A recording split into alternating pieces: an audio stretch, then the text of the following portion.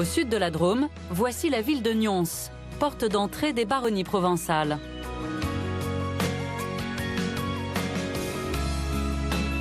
Ancien fief des princes d'Orange, elle a gardé de cette époque son magnifique pont roman, construit au XIVe siècle.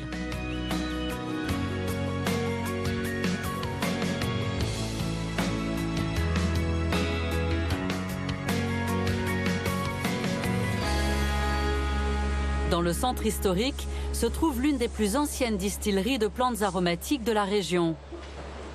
Nous sommes au cœur de l'été, l'activité bat son plein. Alors, cette distillerie a été construite en 1939 et nous l'avons reprise avec mon épouse en 1994. Voilà, une vingtaine d'années donc maintenant. Peu à peu, on l'a entièrement rénovée, mais l'âme du métier reste la même.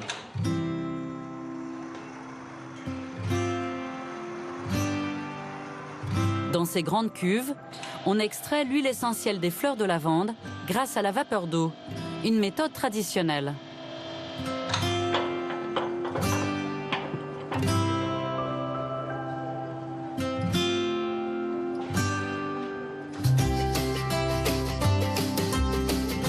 Pour se fournir en matières premières, Philippe Sauguel sillonne les routes des baronnies provençales. Une région rurale, terre d'élection des plantes aromatiques.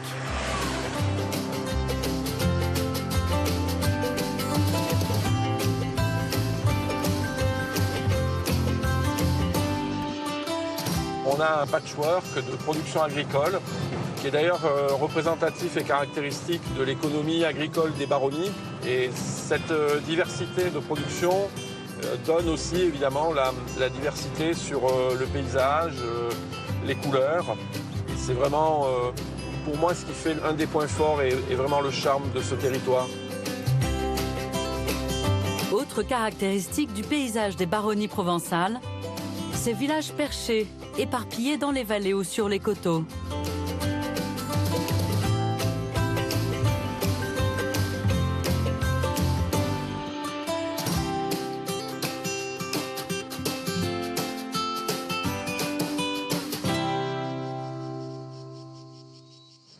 Notre distillateur a rendez-vous avec un premier producteur qui récolte la lavande sur les alpages de la montagne de la Lance. C'est parti pour 40 minutes de piste. Le massif de la Lance culmine à 1330 mètres. À cette altitude, c'est le règne de la lavande sauvage. La famille Chastan a une exploitation agricole au pied de la montagne. 3 semaines par an, en août, tout le monde est réquisitionné pour participer à la cueillette. Au début, on se dit, oulala, à coup de petites poignées, on va jamais y arriver, quand on voit quand même qu'il y en a sur des hectares et des hectares. Et puis, on se prend au jeu, le petit scrooch là, de la faucille, la poignée, et puis une autre, et puis une autre. C'est, comment dire, un espèce de rythme qu'on prend. Une harmonie aussi avec la nature, c'est plaisant.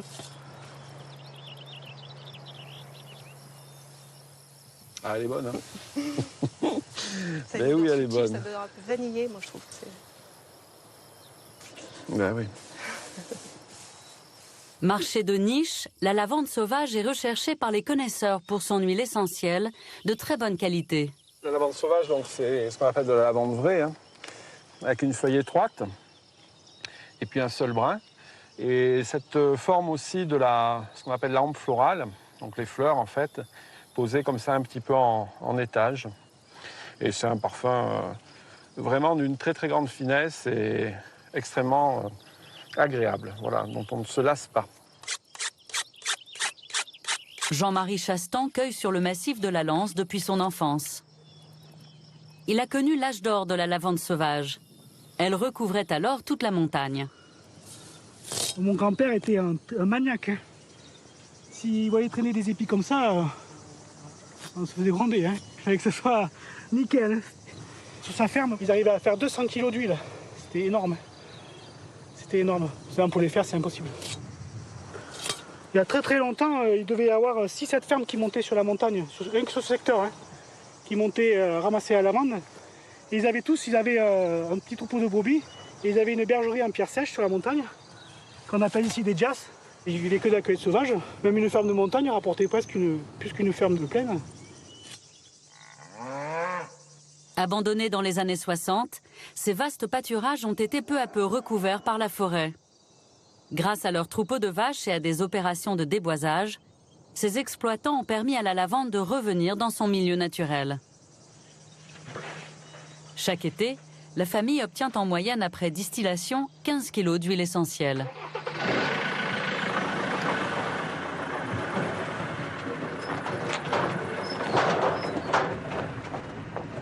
Sur le trajet, Philippe en profite pour nous faire visiter un lieu insolite des Baronnies.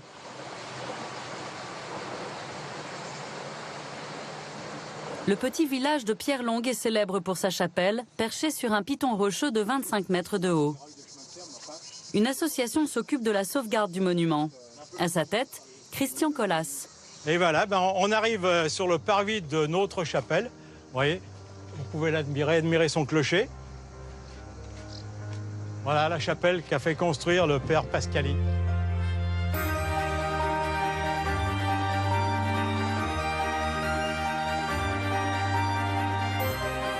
La chapelle de Pierre-Longue a été construite sur les ruines d'un vieux donjon médiéval, appartenant à la famille des Adhémar.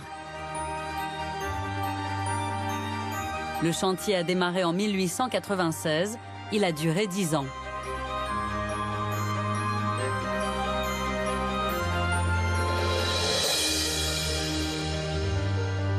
À l'origine de ce projet un peu fou, le père Joseph Pascali, un ecclésiastique fantasque qui s'est battu pour édifier cette chapelle.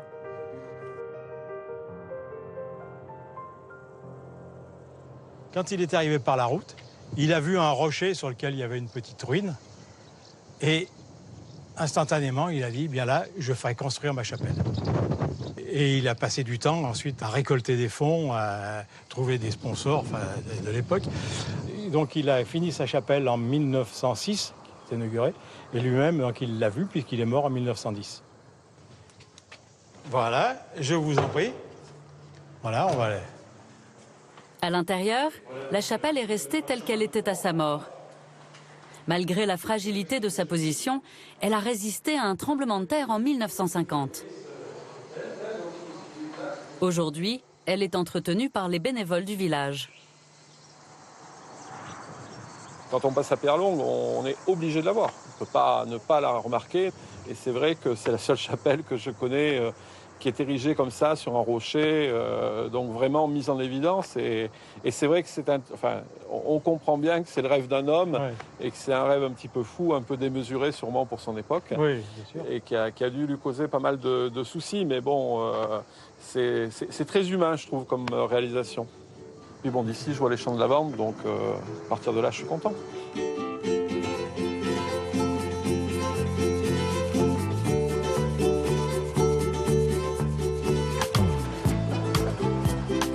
La tournée des producteurs continue au sud des Baronnies provençales.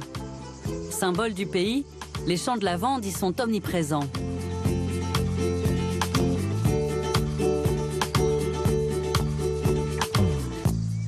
Je dis souvent qu'on n'échappe pas à son enfance. Et moi, j'ai eu la chance, peut-être, de grandir à côté d'une distillerie et d'apprécier très jeune tous ces parfums de ces plantes. Aujourd'hui, je ne suis qu'un modeste distillateur, mais j'ai cette occasion d'être souvent sur le terrain, dans les champs. Et ce sont des produits que l'on respire. Et la première détermination à avoir est vraiment de garder ce lien avec la plante. Représentant des distillateurs de la Drôme, Philippe veut ancrer sa filière dans l'économie d'aujourd'hui. Son credo, l'innovation. L'un de ses projets est de développer cette récolteuse d'un nouveau genre.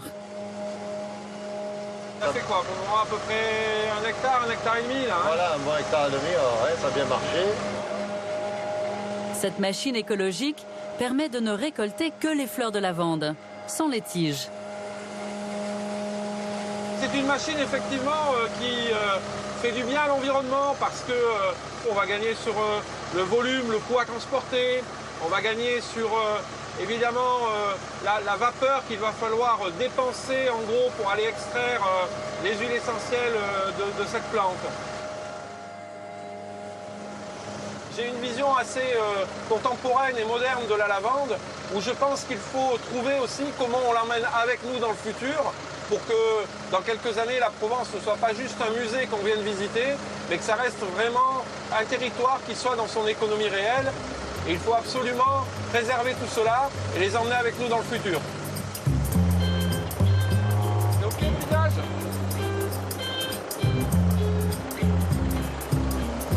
Et voilà. Le lendemain, Philippe se rend dans la banlieue de Nyons.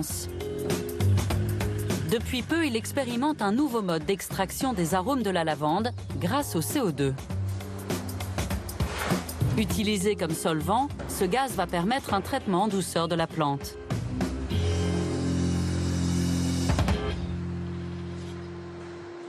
L'opération, non toxique et non polluante, se déroule sur une plateforme ultramoderne.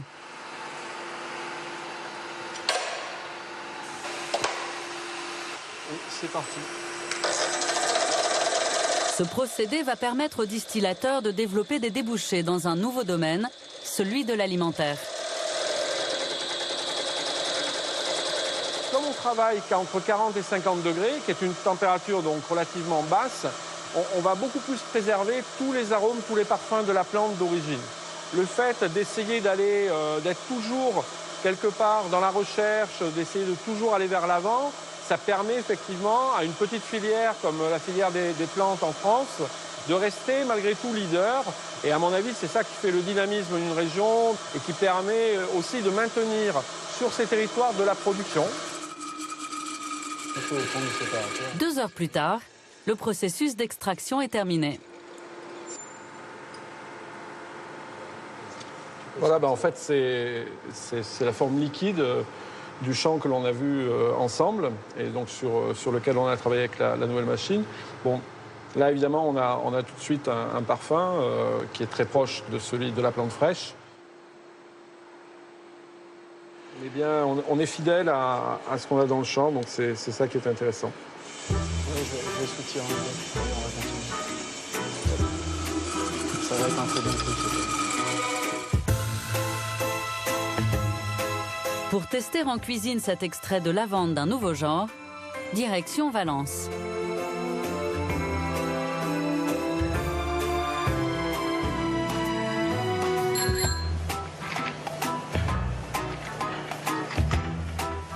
Baptiste Poineau, jeune chef d'origine dromoise, a ouvert son restaurant en 2006 dans le centre historique de la ville.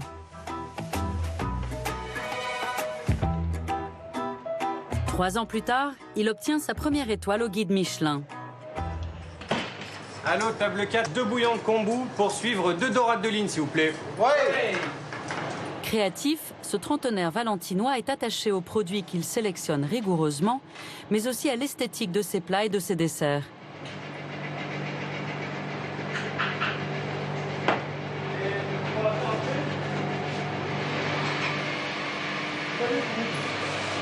Alors Baptiste, comment vas-tu ? Philippe a rencontré Baptiste il y a quelques mois. Ils ont décidé ensemble de tester l'extrait de lavande obtenu grâce au CO2. La lavande, donc comme je t'avais dit, on travaille pour essayer de... La caractéristique du produit, c'est qu'on a vraiment une gourmandise et une douceur qu'on n'aurait pas dans une autre méthode en fait, d'extraction. C'est ce qui a fait ce qui a fait le coup de cœur en fait quand j'ai rencontré Philippe, parce que j'ai trouvé ce côté-là tout à fait étonnant et novateur. Pour tester cet échantillon, le chef a choisi de cuisiner une dorade. Le four est à 57, c'est bon? La lavande est incorporée à la sauce qui accompagnera le plat. Donc là, on a notre base qui est prête. Je vais venir prendre un petit peu d'absolu de lavande. Donc c'est 2 gouttes. Lorsqu'on travaille la lavande, on a l'habitude de l'infuser nous-mêmes, de faire notre propre extraction. Et là, vraiment, d'avoir un produit comme ça, avec une telle fraîcheur et un tel respect de la plante en elle-même, et rajouter ces quelques petites gouttes au dernier moment, c'est une nouvelle façon de faire la cuisine, une nouvelle façon d'aborder le produit.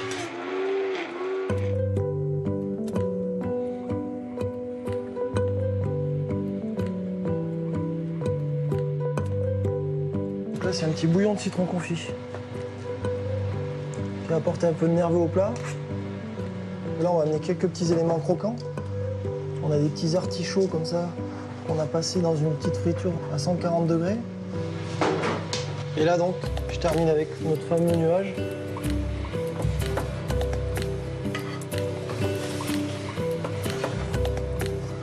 Là, ça va vraiment donner la dernière tonalité au plat. J'emploie souvent ce mot, mais on va juste simplement caresser les produits comme ça. Il faut que ça reste subtil.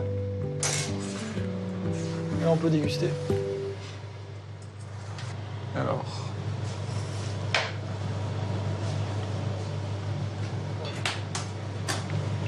La lavande vient vraiment terminer en bouche. Là, tu as cette petite note, moi que je connais bien, que je fréquente souvent, mais que j'ai beaucoup de plaisir à retrouver dans ce plat merveilleux. Voilà. C'est vraiment... Ça te plaît? Ah oui, énormément.